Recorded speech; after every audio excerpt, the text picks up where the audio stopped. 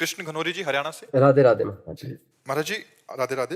महाराज जी, जन्म मरण से मुक्ति पाने के लिए कम से कम और ज्यादा से ज्यादा कितना नाम? हर श्वास, कोई भी श्वास खाली न जाए, बस शर्त यही है, क्योंकि पता नहीं किस श्वास में मृत्यु हो जाए। और वो श्वास अगर भगवान के चिंतन से रहित रही तो कोई ना कोई चिंतन होगा। अगर कोई चिंतन होगा तो हमें वही बनना पड़ेगा। जैसे भरत जी महाराज राजपाट छोड़कर गंडकी नदी के किनारे एकांत में भगवान का भजन कर रहे थे, तो एक हिरनी पानी पीने आई, गर्भवती थी, सिंह ने पीछे से दहाड़ मारा तो हिरनी छलांग लगाई। छलांग में तो उसकी योनि द्वार से उसका जो गर्भ था वो जल में गिर गया और वो उधर जाके मर गई। भरत जी खड़े खड़े देख रहे थे, कूद पड़े जल में और उस हिरन के बच्चे को बचाया। अब छोटे से बच्चे को दुलार करने लगे तो भजन छूटने लगा। वैसे हिरन को बच्चा तो वैसे ही प्यारा लगता है, बड़ी बड़ी आंखें, सलोना, शांत स्वरूप, और वो जहाँ उनकी गोद में बैठता तो बेटा तेरा सर्वत्र कल्याण हो। देखो महापुरुषों का कैसा स्वरूप होता है। उस हिरन को आशीर्वाद देते हैं, बेटा तेरा सर्वत्र कल्याण हो, सर्वत्र कल्याण हो। और इतना आसक्त हो गए उस बच्चे पे कि पूरा भगवान का चिंतन छूट गया। अंतिम समय हिरन का चिंतन होने के कारण अगला जन्म हिरन का हुआ। फिर वो इतने कट्टर हो गए कि हरी घास भी नहीं पाते थे कि कहीं आसक्ति ना हो जाए। और गंडकी नदी में हिरन के शरीर को खड़ा करके ऐसा भजन किया कि अगला ब्रह्मबोध संपन्न महापुरुष के रूप में जन्मे और आखिरी जन्म हो गया।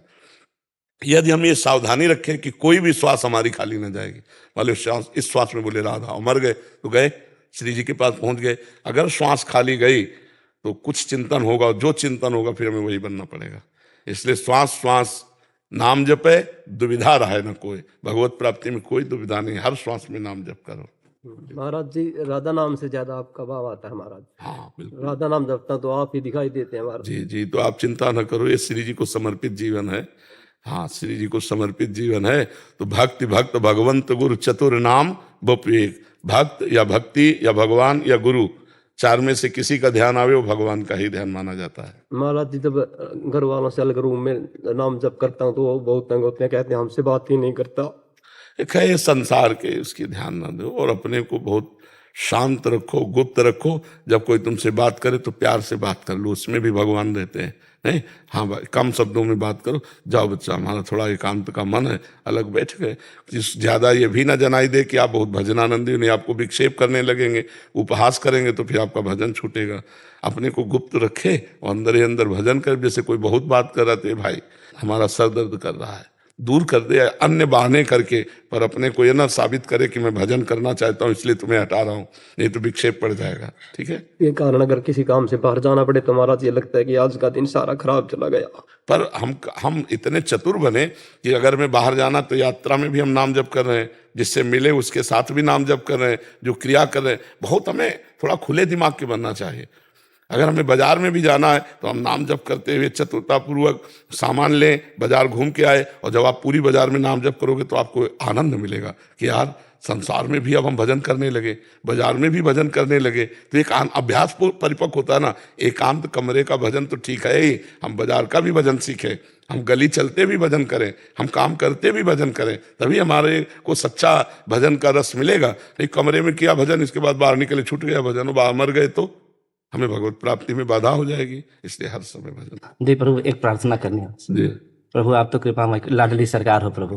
जी प्रभु, बस एक ही कृपा करना भगवान, अभी इस आवागमन के चक्कर से मुक्त हो जाओ भगवान। हाँ, इसके लिए आप अभी मुक्त हैं। अगर राधा नाम चल रहा है, अभी प्राण निकल जाए तो अभी आप भगवत प्राप्त हो जाएंगे। हमारी बात मान लो। बस एक कृपा। एक दिन एक शास्त्र में हम प्रवचन में कह रहे थे कि उसमें लिखा संत वाक्य पर विश्वास कर ले, अगर संत कह दे जाओ जीवन मुक्त तो वो जीवन मुक्त हो जाएगा।